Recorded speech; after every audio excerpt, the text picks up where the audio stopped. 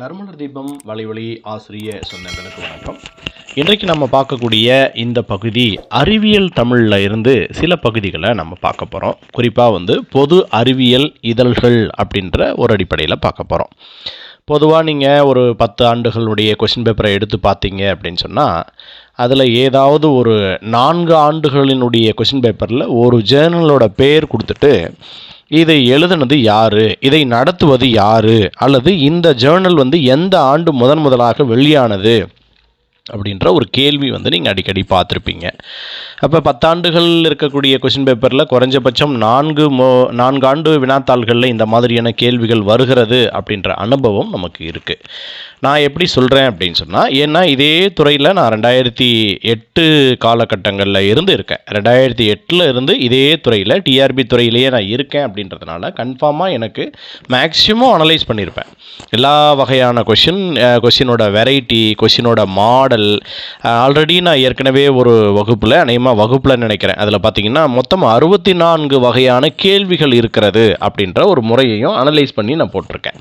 அதனால் ஒரு கொஷினோட மாடல் என்ன, அந்த கொஷின் ஏற்கனவே எந்த ஆண்டு கேட்கப்பட்டிருக்கிறது, இதற்கு முன்னால் கேட்கப்பட்ட விதத்திற்கும் பிற்காலகட்டத்தில் அந்த கேள்வி எப்படி கேட்கலாம் அப்படின்றதுக்கு எல்லாத்துக்கும் நிறைய வித்தியாசம் இருக்குது. அதையெல்லாம் கண்டுபிடிச்சிட்டு அதுக்கப்புறம் படித்தாதான் நம்மளால் ரொம்ப ஈஸியாக சக்ஸஸ்ஃபுல் பண்ண முடியும்.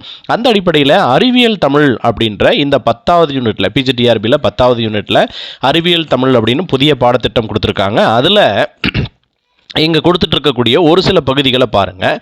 அறிவியலின் எந்த ஒரு குறிப்பிட்ட துறைக்கும் அதிக முக்கியத்துவம் தராமல் அறிவியலின் அனைத்து துறை கருத்துக்களையும் வெளியிடும் இதழ்களை பொது அறிவியல் இதழ்கள் அப்படின்னு சொல்லலாம்.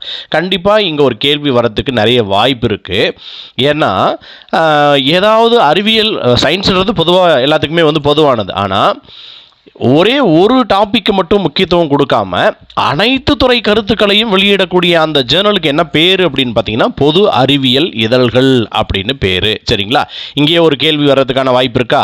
அடுத்து அப்படி வரக்கூடிய இந்த ஜேர்னல் என்னென்ன சார் அப்படின்னு பார்த்தீங்கன்னா அறிவு விளக்கம் அப்படின்ற ஒரு ஜேர்னல் 1901 வருது. ஏற்கனவே உங்களுக்கு தெரிஞ்சிருக்கும். செந்தமிழ் அப்படின்ற ஒரு இதழ், இலக்கிய இதழ் எந்த காலகட்டத்தில் இருந்து வந்தது அப்படின்னு ஒரு கேள்வி கேட்டிருக்கிறாங்க. அதுவும் இதே மாதிரி 1900 காலகட்டம் தான், அதையும் பார்த்துக்கோங்க. அதே மாதிரி யதார்த்த பாஸ்கரன் அப்படின்னு ஒரு ஜேர்னல், இது 1902 வெளியாகுது. சுதேச நாட்டியம், இதுவும் 1902. அடுத்து தமிழகம் அப்படின்னு ஒன்று 1905. அடுத்து வித்யா விஷாரிணி அப்படின்னா 1909. செந்தமிழ் செல்வம் 1911. கல்பதரு அப்படின்னு சொல்லக்கூடியது 17. தமிழர் நேசன் 17, 1917. விஞ்ஞான பாஸ்கரன் 29. தமிழ் கடல் 1933. அறிவு 36. மானிட இன்பம் 48. விஞ்ஞானி 50. அணுக்கதிர் 1963. அறிவு பாதை 1964. இளம் விஞ்ஞானி 65. அதிசயம் 66. கொங்கு 72. ஊற்று 72. நங்கூரம் 93. விஞ்ஞான சுடர் 74, 1974. கலைக்கதிர் 48. துளிர் 1981. அறிவியல் துளி 1995. அறிவியல் சிறகு 1982. அடுத்து யுனெஸ்கோ கூரியர் 1972. அறிவொளி அதே ஆண்டு. விஞ்ஞான பண்ணை, நவீன விஞ்ஞானி, இந்த மாதிரி நிறைய ஜேர்னல், பொது அறிவியல் இதழ்கள் அப்படின்றது நிறைய வெளியாயிருக்கு. சரிங்க சார், இதில் என்ன சார் செய்ய முடியும் அப்படின்னு பார்த்தா, யூஜிசி நெட்டில் ஒரு கொஷின் பேப்பர் பார்த்துருப்பீங்க. அதோட கொஷின் மாடல் என்ன அப்படின்னு பார்த்தீங்கன்னா, அறிவியல் இதழ்களை அதனுடைய ஆண்டுகளின் அடிப்படையில் நிரல்படுத்துக அப்படின்னு ஒரு கேள்வி கேட்டிருக்காங்க. நீங்கள் பார்த்துருப்பீங்க அந்த கொஷின். இப்போ நாம் என்ன சார் செய்யணும் அப்படின்னா, 1901 அறிவு விளக்கம் வந்திருக்கு, 2 யதார்த்த பாஸ்கரன் வந்திருக்கு, அதே 2 சுதேச நாட்டியம் வந்திருக்கு, அடுத்து 5 இது வந்திருக்கு, தமிழகம் வந்திருக்கு. இப்போ நம்ம என்ன செய்யணும் சார் அப்படின்னா இந்த மாதிரி வரிசைப்படுத்தி வைத்துக்கொள்ள வேண்டும். இப்போ எந்த இப்போ 1902 2 ஜேர்னல் வந்திருக்கு சரிங்களா. இப்போ சுதேச நாட்டியம் வந்திருக்கிறது, யதார்த்த பாஸ்கரன் வந்திருக்கு, ரெண்டுமே வந்திருக்கு. அப்போ நாளைக்கு 4 ஆன்சர் கொடுக்கும்போது என்ன பண்ணுவாங்க அப்படின்னு சொன்னால் இந்த மாதிரி ரொம்ப நெருக்கமாக தான் அந்த ஜேர்னலோட இதை கொடுப்பாங்க. அதனால் என்ன செய்யுங்க அப்படின்னா இதை வந்து நம்ம வரிசைப்படுத்தி கொள்ள வேண்டும் சரிங்களா. அதுவும் முதல்ல ஒரு கேள்வி சொல்லியிருக்கேன், அடுத்ததாக யூஜிசியில் இப்படி ஒரு கேள்வி சொல்லியிருக்கேன்.